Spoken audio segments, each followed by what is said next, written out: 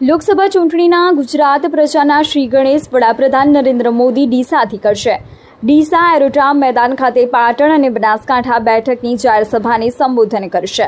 લોકસભા ચૂંટણીમાં બીજા તબક્કાની ચૂંટણીનો પ્રચાર કાર્ય જોરશોરથી ચાલી રહ્યો છે, ત્યારે વડાપ્રધાન નરેન્દ્ર મોદી ગુજરાતમાં લોકસભાની ચૂંટણી પ્રચારના શ્રી ગણેશ ડીસાથી કરશે।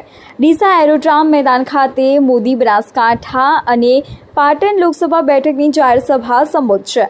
લોકસભા ચૂંટણીના બીજા તબક્કાની ચૂંટણીનો પ્રચાર કાર્ય જોરશોરથી શરૂ થઈ ચાલી રહ્યું છે, જેમાં ભાજપ દ્વારા વડાપ્રધાન નરેન્દ્ર મોદીની ગુજરાતમાં જાહેર સભાનો કાર્યક્રમ જાહેર કરવામાં આવ્યો છે, જેમાં નરેન્દ્ર મોદી લોકસભા ચૂંટણીના ગુજરાત પ્રચારનો શ્રી ગણેશ બનાસકાંઠાના ડીસાથી કરવાના છે।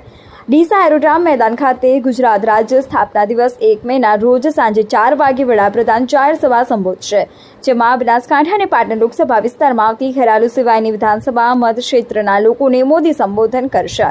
વડાપ્રધાન નરેન્દ્ર મોદીની 2 જિલ્લાની જાહેર સભામાં મોટી સંખ્યામાં જનમેદની ઉમટી પડશે, જેને લઈને તૈયારીઓને શરૂ કરી દેવામાં આવી છે।